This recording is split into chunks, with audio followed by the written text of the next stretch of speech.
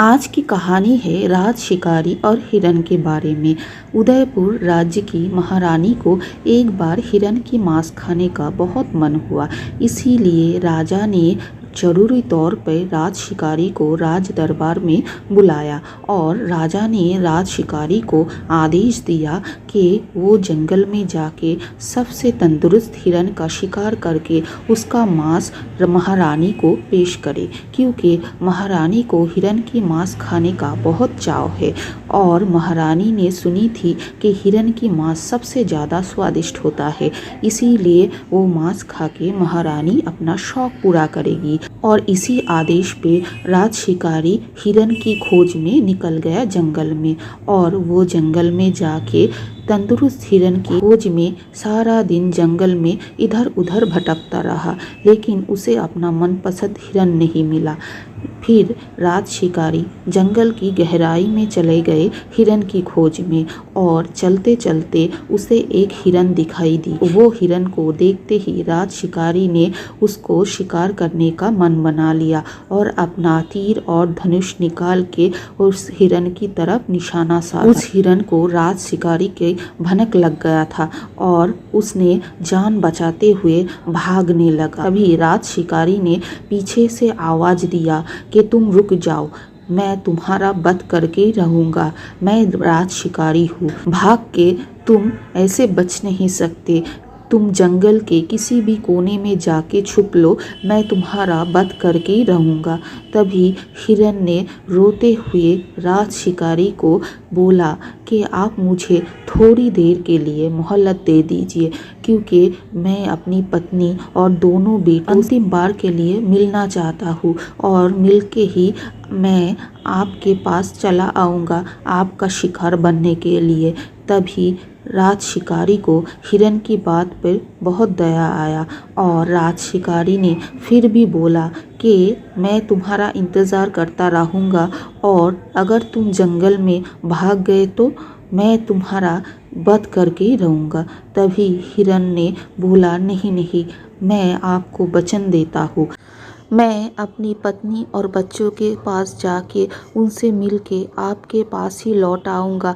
आप मुझे एक मौका दे दीजिए। आप तो राज शिकारी, मैं जंगल में कहीं भी भाग जाऊँ आप मुझे पकड़ ही लोगे। आपको थोड़ा सा मोहलत ही तो मुझे देना है। मैं वचन देता हूँ कि मैं आपके पास लौट के आऊँगा थोड़ी ही देर में। तो राज शिकारी को हिरन की बात पे दया आया और उसने बोला, ठीक है, तुम थोड़ी देर के लिए जा सकते हो, लेकिन तुम्हें लौट के आना पड़ेगा, वरना मैं तुम्हारा पूरा परिवार को मार डालूंगा।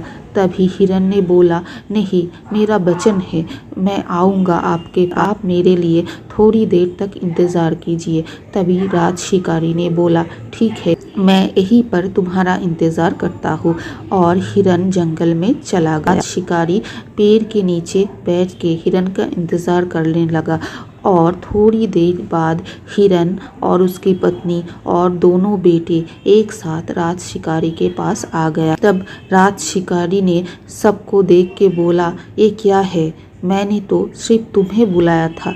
हिरन की पत्नी ने बोली, राज शिकारी जी, आप मेरा वध कीजिए, मेरी मांस बहुत ही अच्छी और स्वादिष्ट है, वो महारानी को ज़रूर पसंद आएगा, और आपको तो हिरन की मांस से ही मतलब है, वो मेरा पति का मांस हो और मेरी मांस हो, इससे आपको कुछ फ़र्क नहीं पड़ेगा।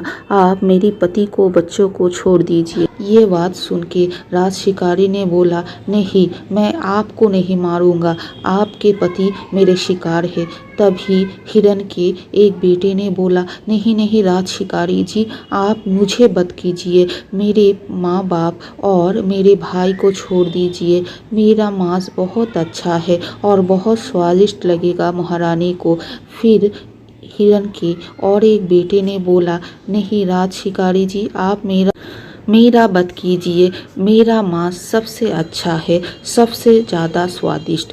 तभी राज शिकारी को हिरन के परिवार में आपसी प्यार देख के उसके आँख में आंसू आ गया और उसको लगा हम इंसान जो अपने शौक पूरा करने के लिए जंगल में पशुओं का वध करते हैं, ये बिल्कुल नहीं होना चाहिए, क्योंकि इन पशुओं का भी एक परिवार होता है। एक के बिछड़ जाने पर उन सबको बहुत पीड़ा होता है।